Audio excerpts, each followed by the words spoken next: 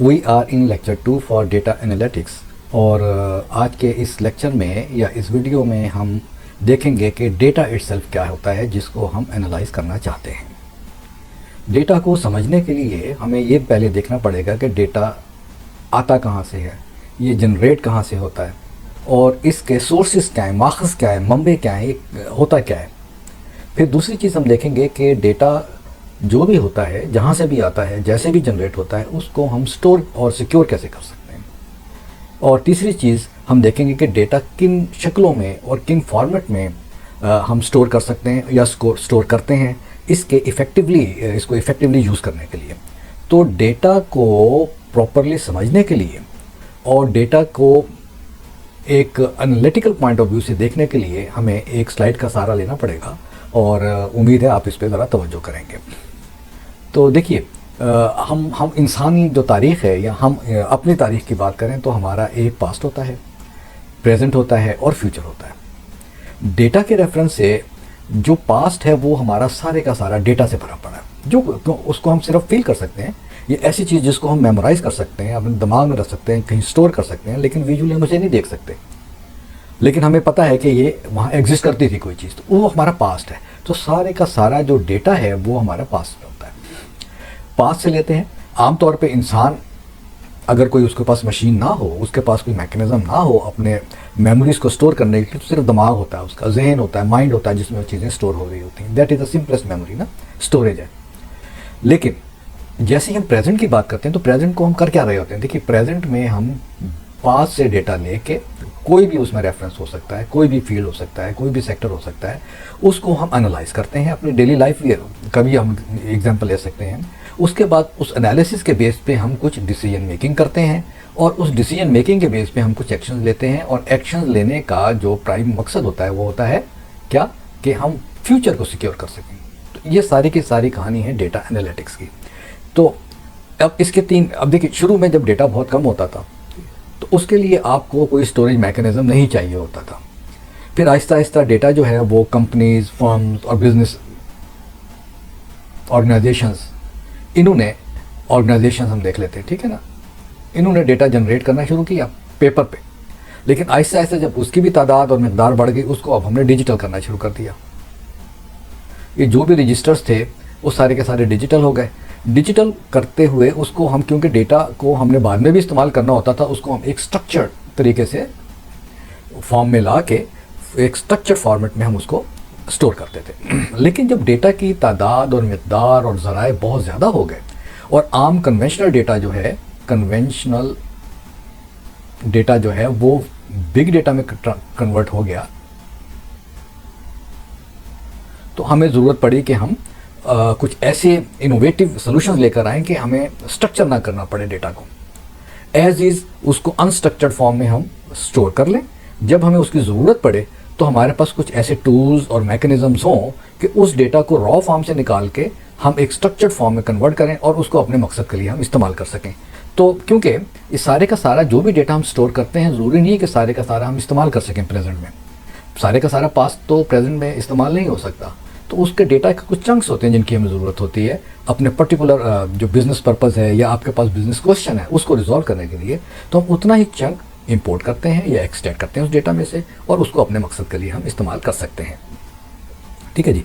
अब बात आगे फ्यूचर की। हमें पता है कि फ्यूचर की जो करेक्टरिस्टिक्स हैं एक आम हालत में, वो ये कि फ्यूचर फ्रेजाइल होता है, मोल्डेबल होता है। यानी एक तो गैर मुस्तहकम होता है, दूसरे उसको हम मोल्ड कर सकते हैं। अगर हमारे प्रेजेंट के डिसीजंस और प्रेजेंट के एक्शंस जो हैं वो अप्रोप्रिएट हों तो हम फ्यूचर को एज प्लानिंग तो हम यहाँ करते हैं ना, एज प्लान एज पॉसिबल हम कर सकते हैं।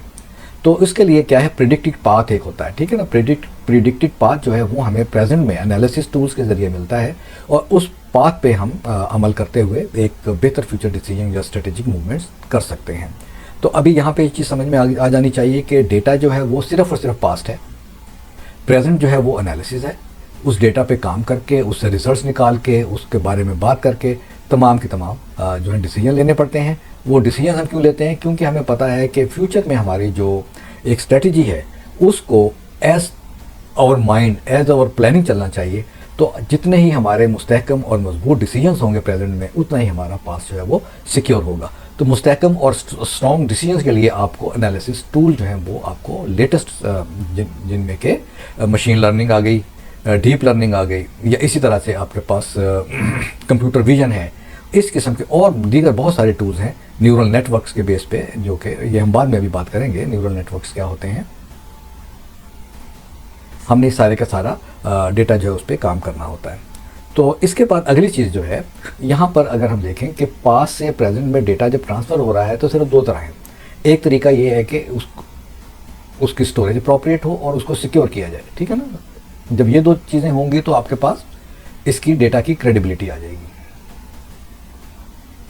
क्रेडिबिलिटी, तो क्रेडिबल डेटा को ही प्रेजेंट में जो है आप एनालाइज कर सकते हैं। अगर डेटा ही क्रेडिबल नहीं है तो हम कौन सी चीज़ एनालाइज करेंगे और हमने उस पर कौन से डिसीजंस ले सकते हैं फ्यूचर के बारे में, वो तो इंतहाई अनसर्टन होंगे ना। तो before going for analysis and modelling, data का क्रेडिबल होना बहुत ज़रूरी है।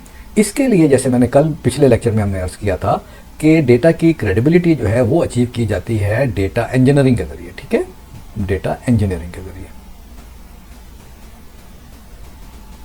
और डेटा को हमने प्रॉपरली मैनेज कैसे करना है, एनालाइज कैसे करना है, वो डेटा एनालिटिक्स में आ जाता है आपका। और डेटा एनालिटिक्स से हम आगे मॉडलिंग की तरफ जाते हैं, फ्यूचर में जंप लगाते हैं। तो ये कहानी है डेटा की। अब अगले एपिसोड में हम देखने जा रहे हैं कि डेटा जनरेट कैसे होता है, ठीक है। तो पहली चीज़ हम पास्ट में हैं और पास्ट में हम देख रहे हैं कि डेटा जनरेट कैसे होता है, इसकी डेटा को जनरेट करने की हिस्ट्री क्या है और अभी हम किस मकाम पर खड़े हैं, इस वक्त हम किस स्टेज पर। डेटा जनरेशन के बहुत सारे तरीके हैं, बहुत सारे सोर्सेज हैं, लेकिन अगर हम बैक पास्ट जाएं तो शुरू में क्या होता डेटा, डेटा से जनरेट आपकी होता था आपके सामने जो कुछ एक्टिविटीज़ हो रही हैं, यानी अगर हम बीसी में चले जाएं, आपने उनको अपने ज़हन में स्टोर कर लिया, मेमोराइज़ कर लिया, ये आपका डेटा बन गया, दैट्स इट। एक आदमी के लिए वही डेटा है, या उसको दूसरों से जो इन्फॉर्मेशन मिल रही है वो उनको स्टोर किए चला जा रहा है। अब वो उसके दिमाग में, उसके जहन में सिक्योरली जो है वो मौजूद है, कल तक का डेटा जो था उसके हिसाब से। अब उसने आज अगर कोई काम करना है तो कल के डेटा पे बेस करते हुए अपना कोई डिसीजन लेगा मुस्तकबिल के बारे में। ये तो था simplest form of data generation. लेकिन आहिस्ता आहिस्ता कैसे क्या हुआ कि बिजनेसेस बड़े, लोगों ने रजिस्टर बनाने शुरू कर दिए। अब वो रजिस्टर जो थे वो हमारे, उनको हम लेजर बोलते हैं, ठीक है, लेजर्स, ये डेटा की शक्ल इख्तियार करना शुरू हो गए। फिर लेजर्स के मुख्तलिफ फॉर्म्स बनने शुरू हो गई, एक्टिविटीज़ के डिपेंडिंग ऑन के क्या एक्टिविटी थी, वो सारे के सारे हमारे पास पेपर वर्क था, बड़ी बड़ी कपबोर्ड में उनको स्टोर किया रखते थे, वो डेटा था। लेकिन इससे एक आगे स्टेप गया, जब हमारे पास हमने ये सारे के सारा डेटा को बड़े बड़े कपबोर्ड और पेपर और रजिस्टर से निकाल के डिजिटाइज़ करना शुरू कर दिया। ये है आपके मॉडर्न डेटा कलेक्शन की कहानी। यहाँ से शुरू होती है जब आप डिजिटाइजेशन पे आ गए। और ये this is not back too far, ये 1942-43 में जबकि IBM ने अपना पहला जो इंटरनेशनल बिजनेस मशीन्स का आगाज़ किया, बड़े कंपनी का आगाज़ किया, उसमें डिजिटाइजेशन जो है उसका एक बड़ा समझ लें कि सेगमेंट था इस कंपनी के ऑपरेशंस का। तो ये डिजिटाइजेशन शुरू हो गई, लेकिन ये मैनुअल, ये कोई इतनी बड़े लेवल पे डिजिटाइजेशन नहीं थी। हाँ, ये ज़रूर था कि इस डिजिटाइजेशन से एनालिटिक्स जो है वो बिज़नेस की, वो उसका आगाज़ हुआ एक साइंटिफिक मैनर में। लेकिन अब क्या हो रहा है, अब ये है कि अगर हम देखें, अब तो डेटा के सोर्सेज ही बहुत ज़्यादा हैं। डेटा जो है कंपनीज के या ये सिस्टम्स से निकल के अब टोटली डेटा जो है वो इंटरनेट का मरहून मिन्नत है। इंटरनेट, ठीक है ना। अब वो इंटरनेट दो किस्म का है, हमें पता है कि एक तो वायर्ड इंटरनेट है, दूसरा हमारे पास मोबाइल डेटा, ठीक है ना, ये भी मोबाइल डेटा है।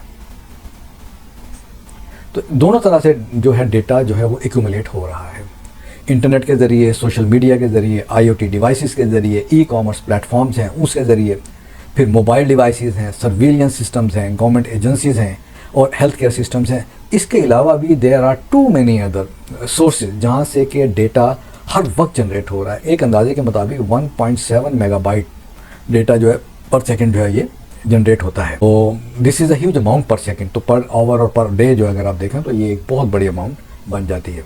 अभी तक एक मुहतात अंदाजे के मुताबिक तकरीबन 65 ज़ेटा बाइट्स डेटा जो है ये एज ए स्टोरेज में पड़ा हुआ है कहीं ना कहीं दुनिया में। तो ज़ेटा जो है ये तकरीबन 10 रेज़ टू पावर समथिंग 18